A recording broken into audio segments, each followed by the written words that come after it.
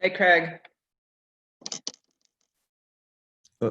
Hi, I'm getting things going here. You have time. No huge rush. I just wanted to get on, and I have to admit I am still nervous about being in charge of these. So I always like I always feel better when everything connects. Also, oh wait, I'm gonna stop the recording for the moment, and then we'll start it again. Okay. Okay. Hi, everybody. Welcome, everyone. Thank you for. Nope. Am I on mute? No. Okay. Welcome, everyone. Thank you for joining us today for our second official Lunch and Learn. It's my honor to introduce Pam Kellner, Executive Director of Jewish Family Services, who will serve as our moderator today. Thank you. Thank you, Deborah. As Deborah mentioned, I'm Pam Kellner, and I'm the Executive Director of Jewish Family Service here in Nashville. And we are the social service agency for the Nashville Jewish community. We have 18 different programs and services that serve our very youngest through adoption, all the way through to many support services for older adults in our community. But today, Deborah asked me to talk a little bit about, specifically about programs that we have to address the COVID-19 pandemic. So my request to any of you that are on this call today is if you or anyone that you know in the community that is struggling with any of these issues is to, now that you have the knowledge of what we are providing, to spread the word and make sure that they are coming to us to get the support that they need. So that's my challenge to you guys today. So starting with emergency financial assistance, if somebody is struggling to pay their bills, and these are basic needs such as rent or mortgage, utilities, food, we are able to help them if they are in crisis with any of those basic needs. If somebody is struggling with food security, we have our kosher food box program, which is supplemental in nature. It's designed to feed a family for a week. And since we've moved to not seeing clients in the office, which normally they would come in and receive the food, visit with a social worker, we've moved to an online platform via Shipt. So we order the food, it gets delivered directly to our client's home in a safe way. We've also moved to a HIPAA compliant platform for telehealth counseling. And I'm happy to report that after 7 weeks of doing this, we've worked out all the kinks. The majority of our clients do feel comfortable using this platform now. So we've moved most of our clients, our counseling clients, over to a HIPAA compliant counseling platform, which is going very well now. And just in the past 2 weeks, we've resumed our caregiver support group and grief support groups, which meet alternating Fridays. And in particular for the caregivers who are now really home 24/7 with the people that they're caregiving for, this has been like a great relief to have this support group back again. They're very well connected and they really appreciate having that support. So if you or anyone you know needs that, please let them know that that's been resumed. And a new program that we've started offering that's specifically in response to COVID-19, we're calling it 20-minute free conversations with a social worker. And those conversations can range from how to manage your anxiety, which is perfectly normal to be experiencing right now, to how to locate resources or expand your support networks, whatever issue that particular person is having, they can have a one-on-one conversation with a social worker. And last, but certainly not least, is our support services for our older adults. So many of these programs we've had for ages, and we've added a couple of new ones. One is telephone reassurance. We have volunteers making phone calls at least once, usually twice a week, just to stay connected with our older adults, reduce isolation. If the volunteer uncovers a need, they refer it back to our social workers who resolve that need for our seniors. A new program that we launched, which is especially useful right now, is we're calling it Cyber Seniors. So volunteers are connecting with a senior and helping them utilize technology, either to stay connected socially, help them shop, watch their religious services of their congregation. Pretty basic needs. They're not tech support by any means, just ways to stay connected. And the last thing that we've done now is we have a pen pal program where children and adults are writing letters back and forth with different older adults in our community, which is really sweet. So that is what we are doing right now in addition to our other services, but I just wanted to highlight the ones specifically that would be in response to COVID that would help our community and support them during this pandemic that we're all facing together. And now onto the main event. We are so lucky to have Craig Smith in our community. Craig is a professor of psychology and human development at Vanderbilt. He is a researcher who studies emotion, stress, coping, and adjustment. He has a particular interest, which is especially relevant for today and why we're all gathered today, in how what we have learned in positive psychology can be used to improve our lives. So without further ado, Craig, we all look forward to learning with you this afternoon. Thank you. All right. Thank you very much, Pam. I am thrilled to be here. I hope that what I have to say is helpful, and to give a very brief overview, I think the bottom line message I want to share with you today is, in these very uncertain and weird times, be kind to yourself. That really is the bottom line, but I will unpack that quite a bit. And the first sort of point I want to make is that in this pandemic, it is okay to be anxious. Everybody is. And one of the things that I often see when I'm dealing with, I've done a lot of advising of incoming first-year students at Vanderbilt, and often they are very anxious about starting their college careers and so forth. But there's this phenomenon that I refer to as pluralistic ignorance, where everybody sort of thinks they're anxious, but everybody is also trying to put on a strong show and so forth, and we're cool, everything is fine. And so when you look around, you're feeling lost and confused, and everybody around you seems to know what they're doing and seems to have it together, and so you feel really bad. Well, it turns out that's a lie. Is among incoming freshmen going to college, I'd say 75% of them are nervous, and the rest of them probably should be, but they don't show it. And that's one of the things I try to drive home to my students. And I think that is even more so the case today with this pandemic. I would not be concerned if you're anxious about what's going on. I actually would be a little bit concerned if you're not. People are dying, people are losing their jobs. We don't know how this is going to play out. We are doing a grand experiment in Tennessee right now, trying to open things up in various locales. And we don't know how that's going to play, and whether we're going to have to, as we open up, quickly close things down even more strongly. We don't know what's happening or going to happen to the economy and what the recovery will look like. There's a lot to worry about. And if the worry is overwhelming, my advice would be to seek some help with that. And we've just heard about some great resources here in the local community and through the Federation that you can do that. But what I want to do is talk a little bit about things you can do yourself to help make things a little bit better. Not to do away with the worry, but to make your life a little bit better and more pleasant. But you know, the things, I think I mentioned a lot of the things to worry about, and those that I've mentioned are all sort of obvious things.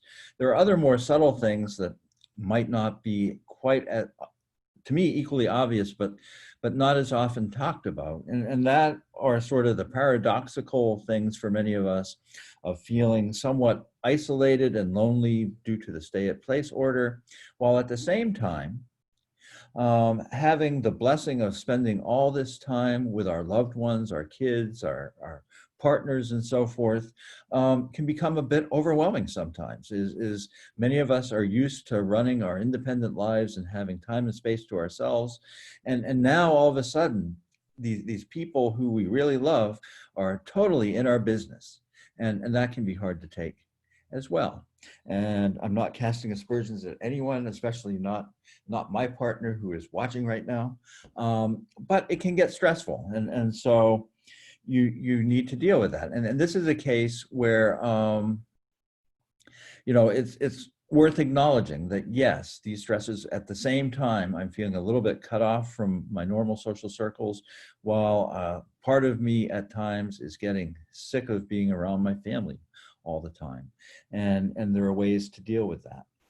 Another set of issues where if you're giving yourself permission, it's okay to be anxious. It's also okay if you're not feeling as productive as you normally do. When I was in graduate school, one of my mentors was a professor named Irving Janis, who studied anxiety and decision-making. And he used to talk all the time about the work of worry. The idea being that having these anxieties and thinking through them and the implications is work. And it can wear us out. And as we're devoting resources to trying to figure out how to make it through the day, how to deal with these things that are confronting us, and it gets exhausting. And that's especially the case because things that used to be mundane non-decisions, like do I go to the store? And now you add the level of, do I wear my face mask if I really have to go to the store, and so forth. Take on a moral dimension to them, where it becomes actually a controversial thing. Should I go to the store today, or should I wait a couple days if I possibly can? And I saw an article, Deborah actually pointed out to me in the Rolling Stone about moral fatigue. These things are fatiguing. And when even a simple thing like going out to buy orange juice, it becomes a morally weighty question, it's fatiguing. And one of the things I've been hearing from a number of sources is that collectively, in addition to being anxious, we're tired. In part because we're anxious, we're not sleeping well. And so we're fatigued, morally and otherwise. And so recognizing that, cut yourself some slack.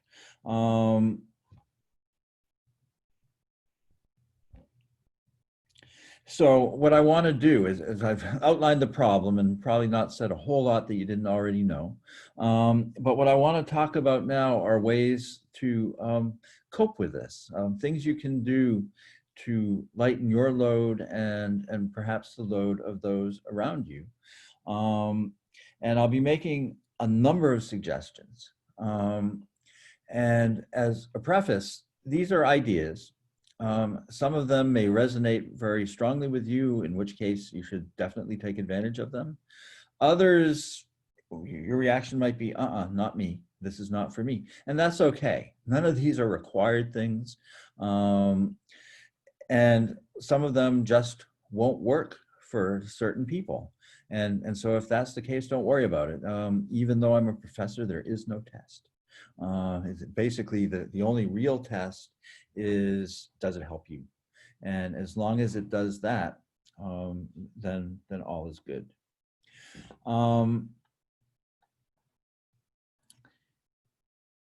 Yeah, I guess I'll start with the problem I was mentioned earlier about family members being in each other's business and getting on each other's nerves. That's a real phenomenon. And a solution to it is to be a little bit principled about giving each other some space. So I know in my house, I think there are 4 of us, and each of us has a room or a spot that we can sort of escape to when we need to get some time alone. And we have things that that we will do, so that we're not so much in each other's business.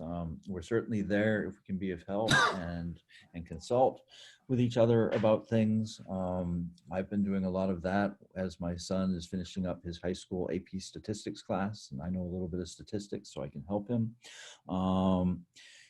But create space. That's a key thing, and recognize that if your partner or kid seems annoyed with you just because you're around, try not to take it personally. It's a normal reaction to spending a lot more time. I've seen this in people I know commonly when both retire, and all of a sudden they've been used to going off to live their separate lives, and all of a sudden they're together 24/7, and it takes an adjustment, and we all, I think, as we stay in place, are having to make that adjustment. So in addition to cutting yourself some slack, cut your family members some slack too, and resist the urge when they're a little bit snappy or something to get all bent out of shape out of it. It's just one of our mottos in our house is we're doing the best we can. It's not always great, but we're doing the best we can. And if you assume that of the people you're dealing with, it can actually get you pretty far.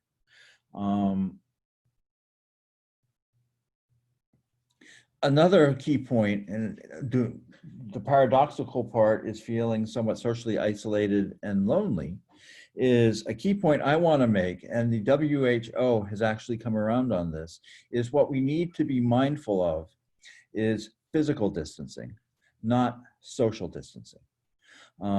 We have to keep our, and it was unfortunate that the original label that we gave to the guidelines to stay apart and not infect each other was called social distancing, because really it's about physical distancing. We don't, if we happen to be carrying the virus, we don't want to inflict it on others, and we don't want to pick it up from others. So we have to follow physical guidelines to stay apart and stay safe, but we don't have to be socially apart.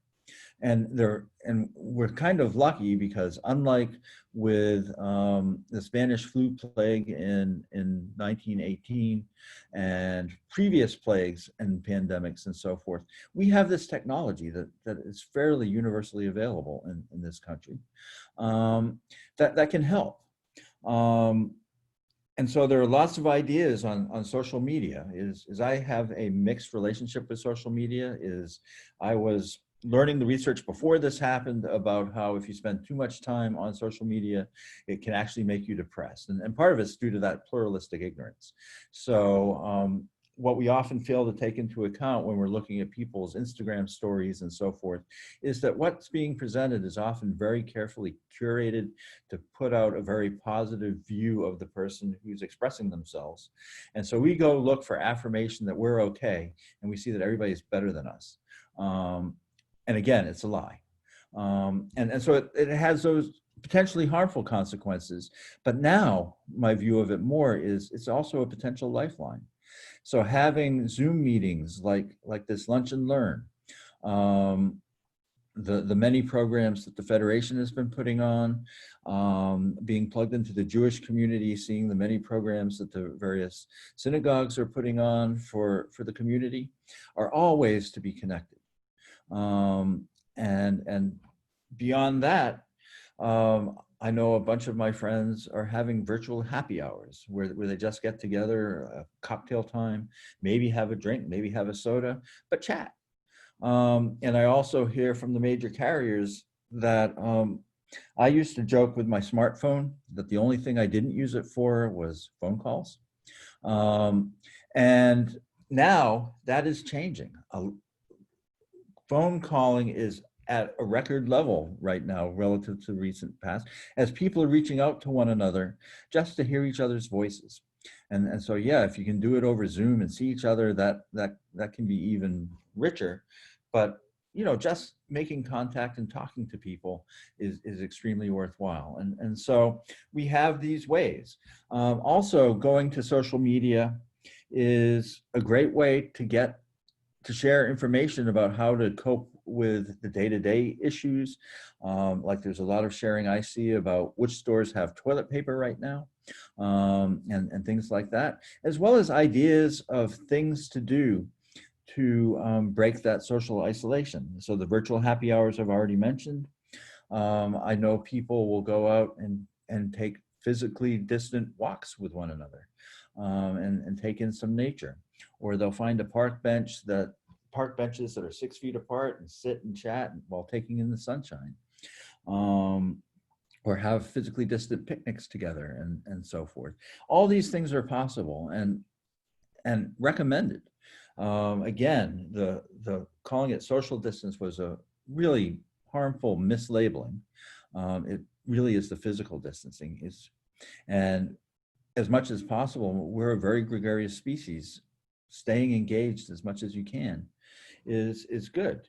And one of the things I would suggest doing in terms of coping mechanisms and so forth is, if you can find a confidant with whom you can talk and share what you're going through, doing it both ways so that it's a two-way street, is sharing your feelings, your doubts, and so forth can be very helpful. First, it helps fight that pluralistic ignorance, because when you get to talking, you find out that people are having rather similar reactions, and this thing that you think is haunting you is haunting a lot of people. And there is some comfort in that. It is somewhat comforting that what we're facing in the pandemic right now is somewhat of a universal stressor. I mean, a lot of us have a lot of individual things going on, but we all have to deal with this one way or the other. And so we're all going through this. And if we're living in Nashville now, we're all doing what we can to be physically distant and to stay in place as much as we can, and so forth. And so comparing notes with confidants and friends about what you're going through, how you're dealing with things, can be very helpful. At the very least, getting some affirmation that your emotions are fine and normal and that other people are experiencing them too is helpful. And plus you can get some useful tips about how to deal with it by people discussing, well, what I do when I'm feeling that way is this. And so that can be very helpful. The other thing is, again, now I'm going to be drawing very much on what I learned as a positive psychologist. And in terms of resources, I do want to give a shout out to a particular website called Greater Good. And if you search on Greater Good and Berkeley, you will find the website, but its URL is greatergood.berkeley.edu. And it actually is an organization with a very well-developed website that was founded by one of my fellow graduate students when he went off and became a professor at the University of California, Berkeley, a guy by the name of Dacher Keltner. And this website has a lot of resources for drawing on principles of positive psychology in life in general, and they've especially beefed it up now for dealing with the pandemic. And so there are all sorts of resources there and articles that you can use for self-help and the like. And a key thing that would come out of positive psychology is the idea that although things are undeniably bad right now, there's a lot of bad stuff going on, they're not universally bad. And there are bright spots. And one of the lessons of a positive psychologist would be to make the most of those bright spots. Appreciate and savor these positive things as they happen. And I have seen, among the things I have seen when I do go and visit the grocery store and so forth, or do venture outside for whatever reason, is people by and large, I know there are exceptions to this, but people by and large are on their good behavior. And I see a lot more, even though it's physically distant, I see a lot more friendliness out there than I used to.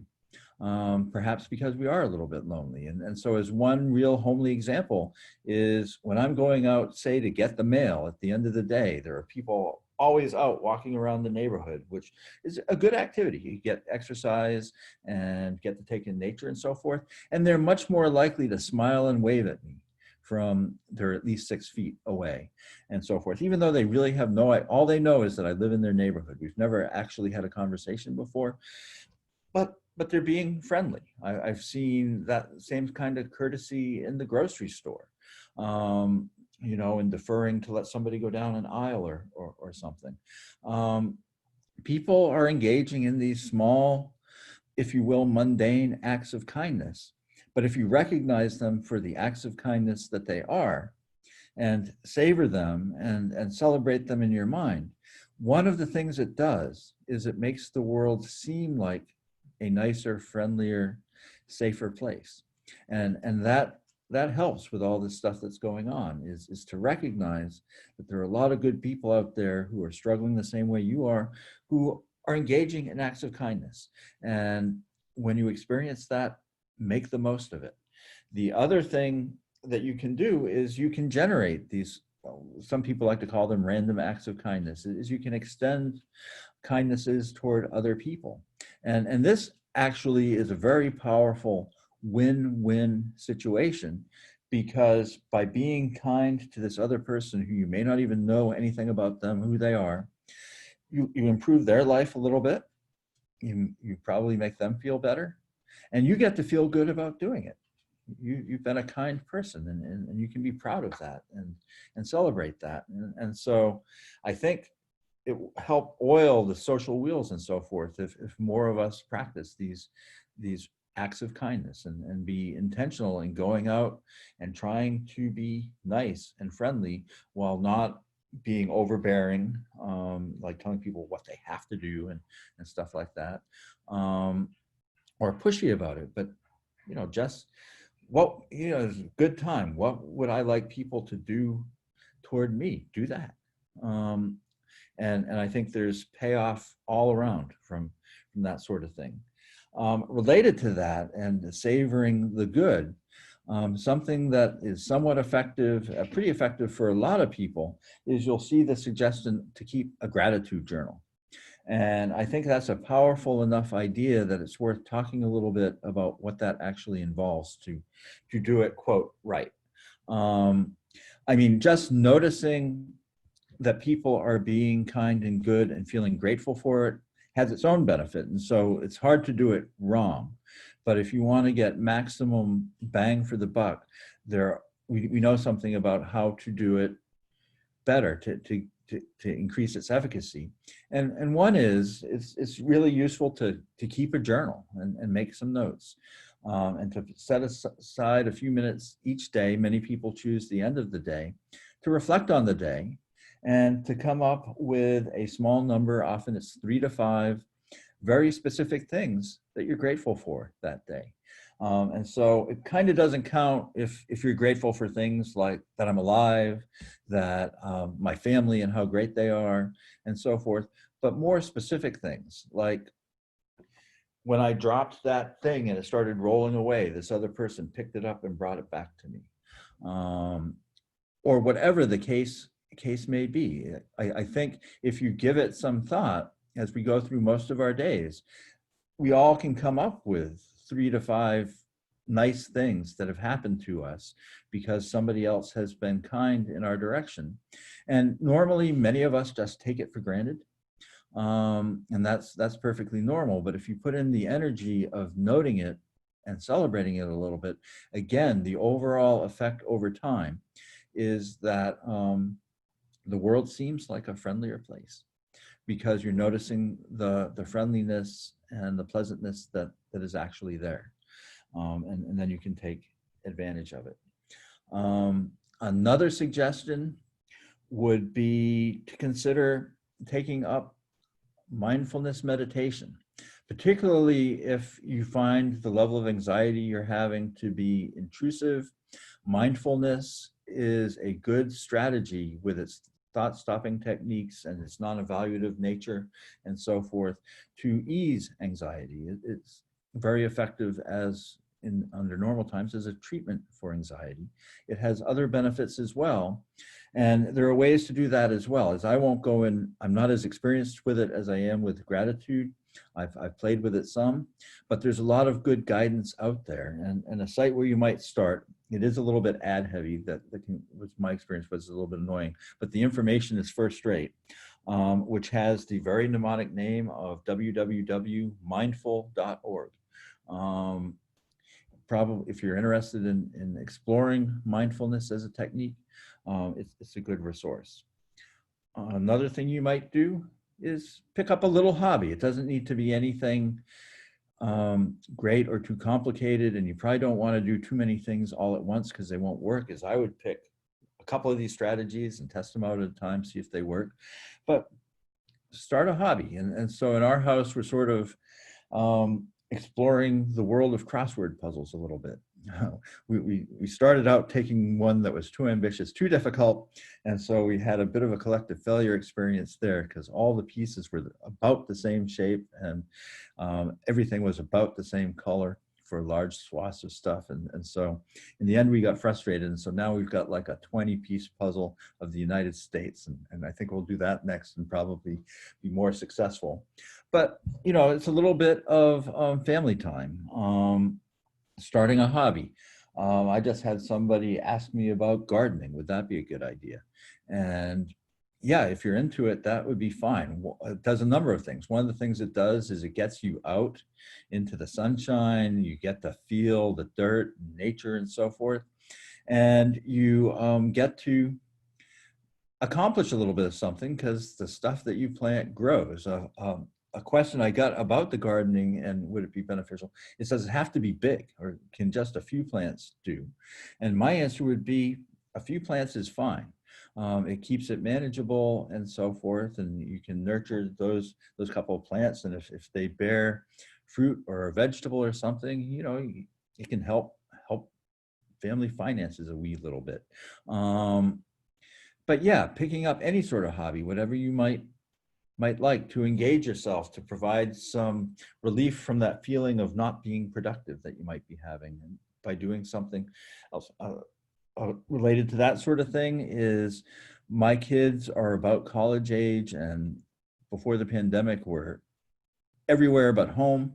And so our ritual of family dinners sort of fell by the wayside.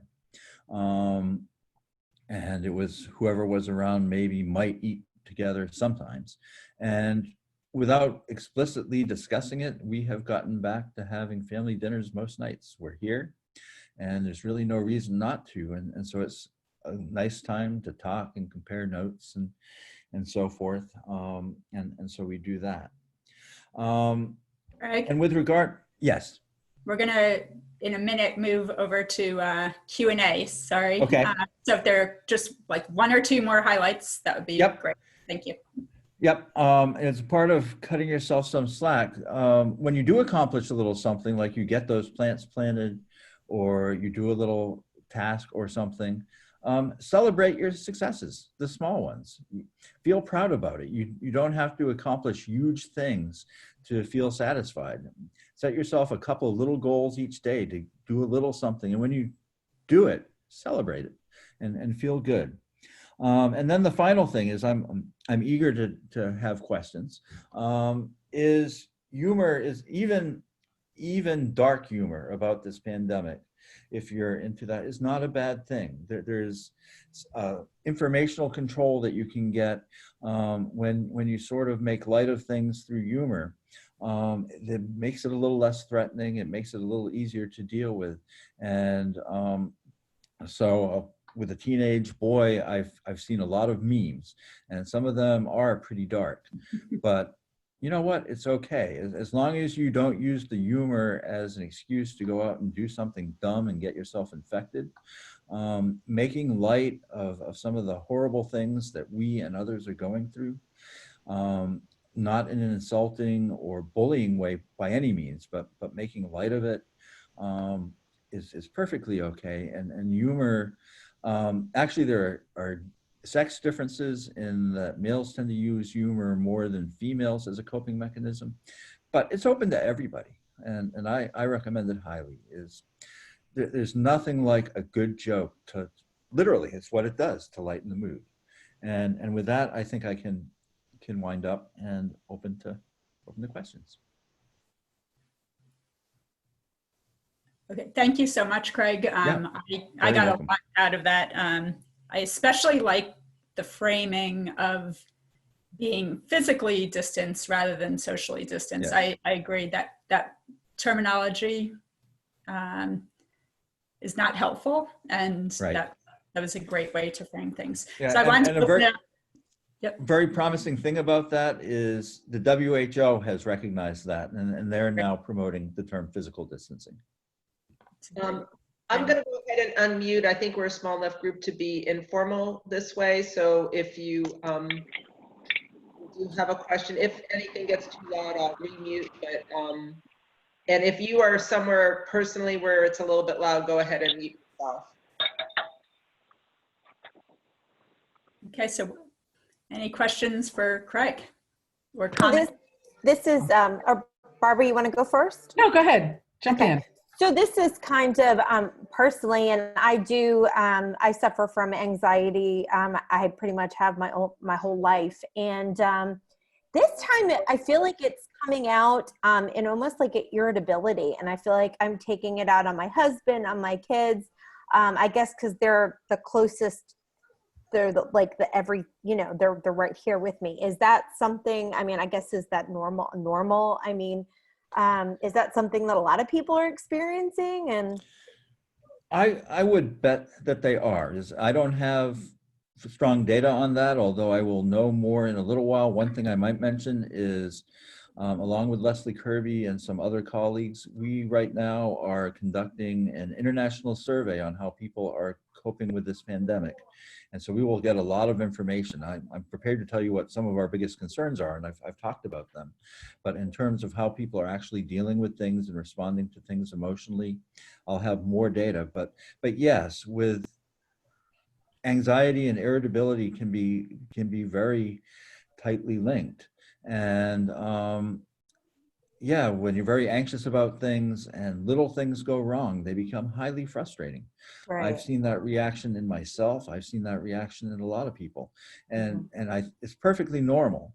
I think a thing to do about it, and you're there, is you recognize it, and by recognizing it, fight it off a little bit. You know, if you find yourself about to lash out to someone, and this is part of the discipline that we're trying to practice in my house, is that's where our little mantra is: we're doing the best we can.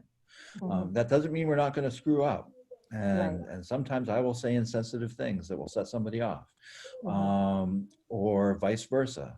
Or I may be all wrapped up with some problem I'm in, and somebody may say something where they want a little bit of affirmation in something, and I might just miss it.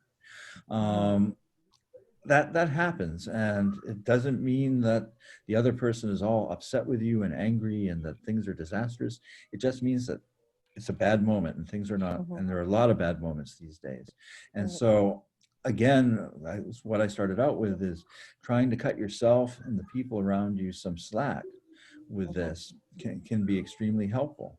And when you start feeling annoyed, it becomes a sign that maybe the anxiety is peaking, but not in a typically symptomatic way that you often would recognize, because it's a little bit different right now.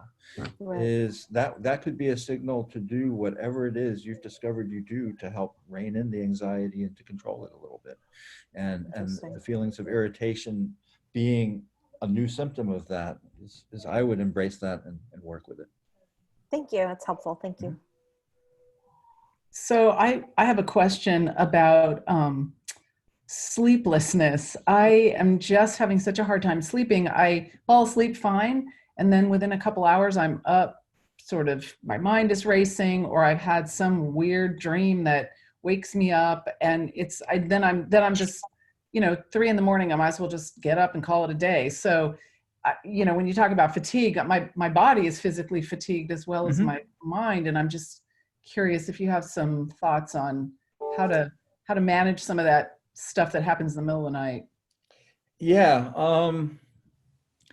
my physician, I asked about this, and well, one thing clearly not to do that I think a lot of people are doing is to resort to drinking more than usual to try and go to sleep, because Yeah. it's extremely well known that yes, you will, well, if you drink too much, you'll pass out, but way short of that, you will fall asleep, but it's not a restful sleep. And That's right. it's very likely that an alcohol-induced sleep is going to be just one of those ones that's going to wake you up at 3 or 4 in the morning, Yeah. and you're going to be stuck.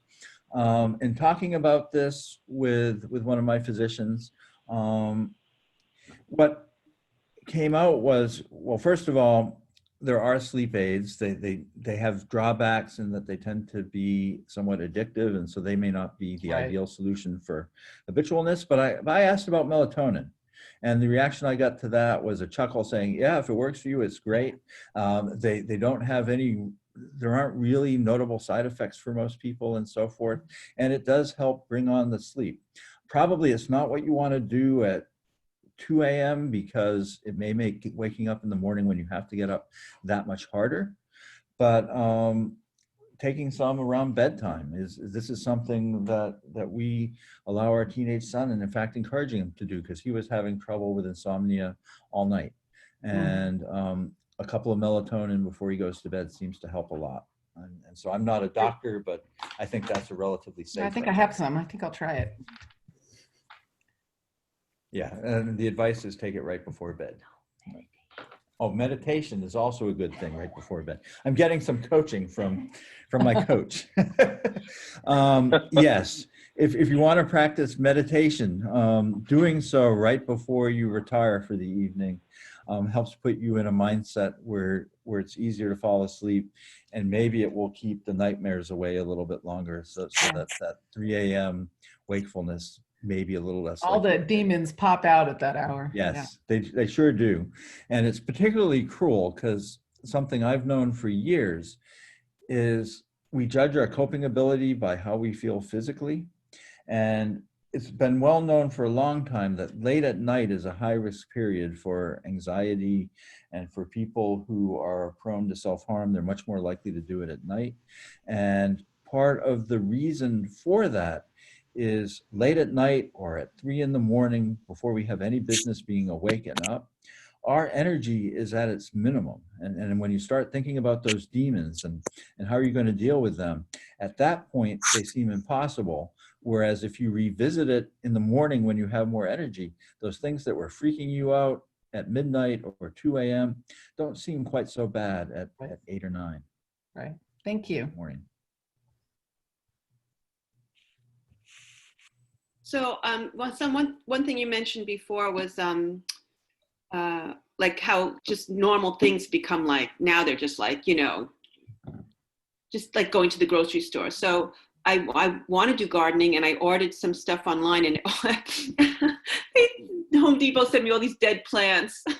So I'm like, well, I'm not going to Home Depot to return them. I'll do that maybe a year from now. I'll keep the receipts. And then it's like, oh, I'll just go over the nursery that's over on Whitebridge. And then I'm like, we drove by there and all these people without masks and touching everything. And I'm like, I can't. Okay. So I just I went to recycling, and it was like trying to keep my distance. I had so much anxiety and felt like I just needed a shower when I came home. Like maybe I breathed it in, and, you know, and I'm like, I can't. And so I'm happy in my little bubble right now. I'm fine. But then I'm like, I'm gonna have to go out. Like they're talking about reopening the J soon, and I'm gonna have to work and maybe teach a fashion camp for 13 kids. And I'm just thinking about that, I go through the roof. And then I think maybe I should just quit my job, and do I have enough money to live on to get through a year and a half where I don't have to leave my house? Like I start thinking like that because I'm like, I'm so afraid. And then I can't lose my job. I don't have backup, any other income. Like, and you know, it's so, like right now when I stay in the moment, I'm fine. But the thought of navigating out there without any medicine or vaccine, and even that makes me anxious because I don't even like taking vaccines for the flu or anything. But I'm like, I'll deal with that when I get to it. And then I didn't realize how much I'm afraid of dying until I always thought I was like, oh, I'm good. I'll be okay. I had a good life. And then now I'm like, I don't want to die.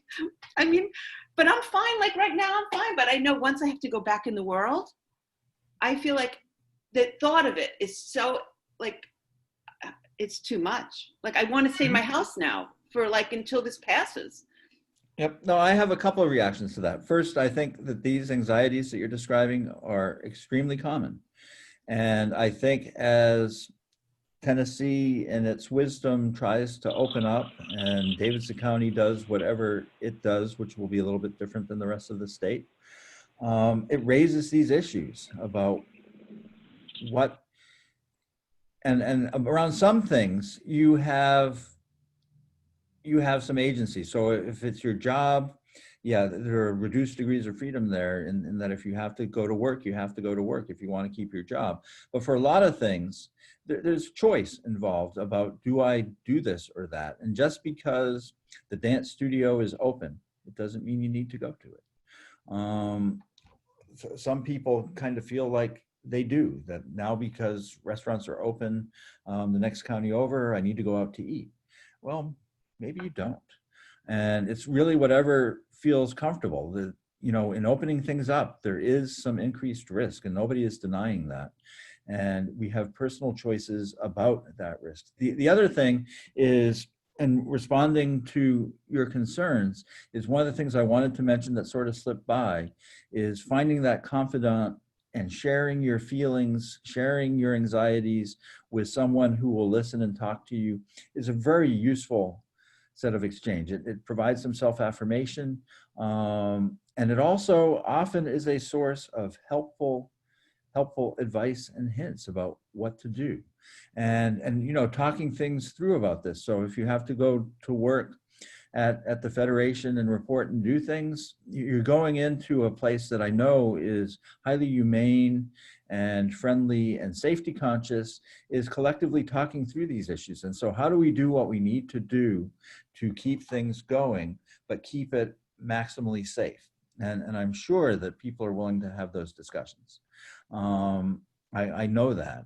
And, it may not be that everybody can completely get their way, and druthers, that there needs to be some compromises somewhere. But having the discussion and working it out and so forth is a very useful set of strategies that can be very helpful. So as opposed to imposing from on high, here's the way it will be done, is working through it. And why are we doing things this way? What are the safety concerns and so forth? I would encourage that type of dialogue quite strongly. Thank you.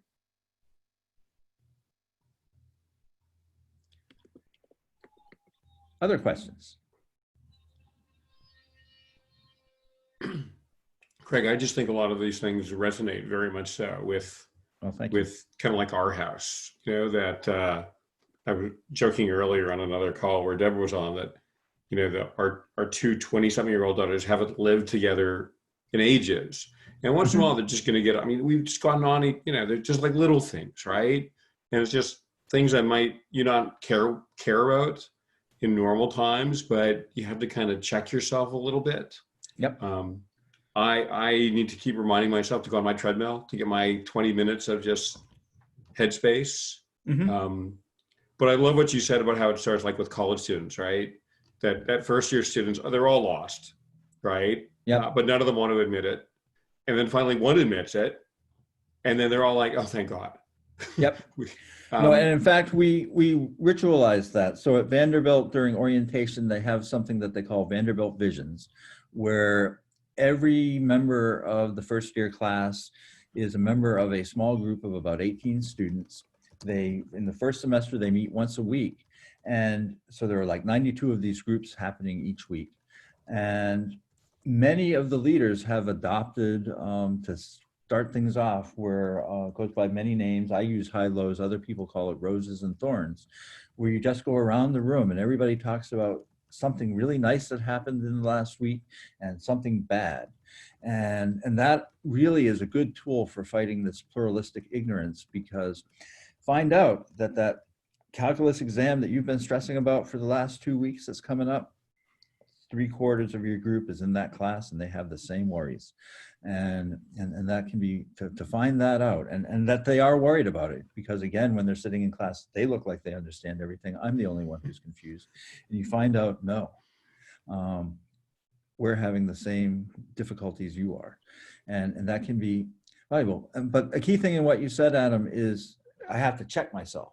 And I think that's a key part of it. When you realize that you're about to go off and be impatient and so forth, if you can catch it.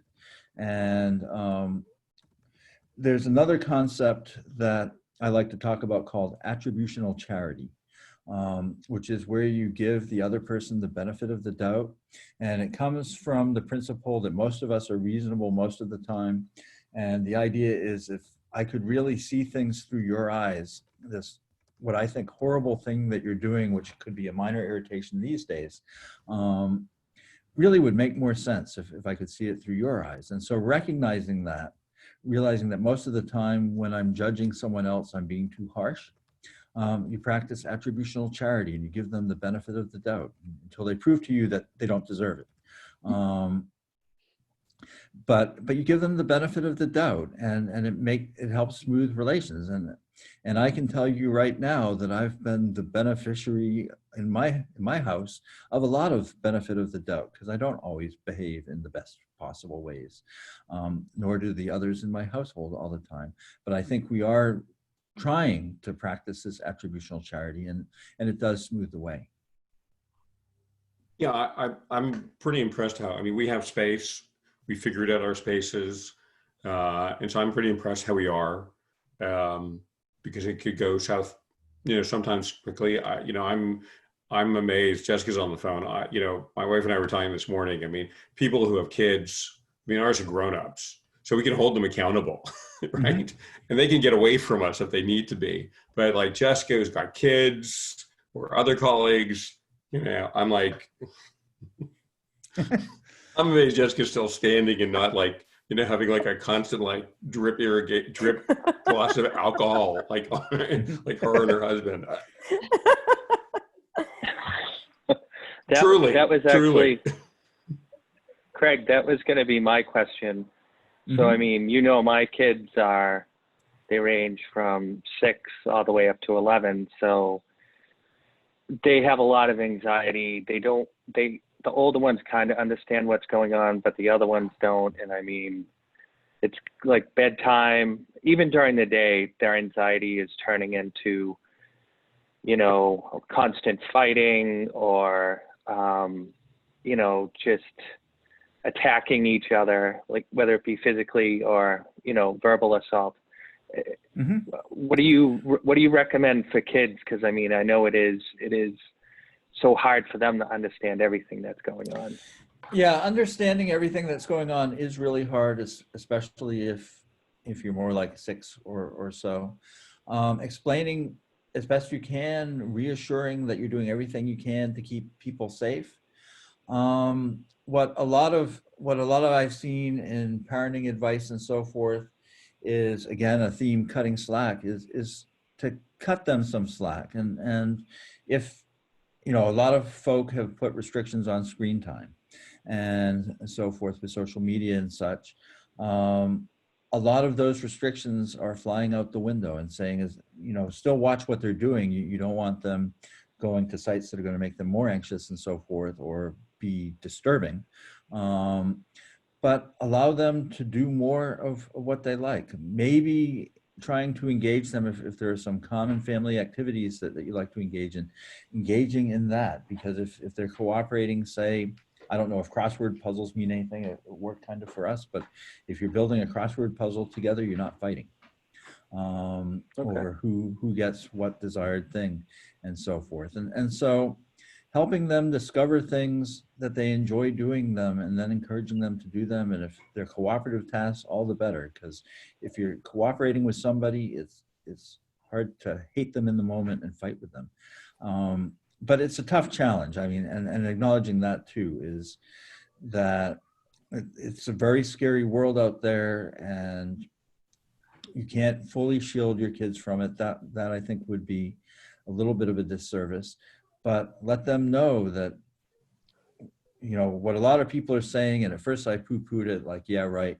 But a lot of people are saying we're all in it together. And there is truth to that. I mean, the journey and struggles vary a lot for different people. but that we're in a mess that we need to collectively deal with, it hits everybody. And so we are all in it together.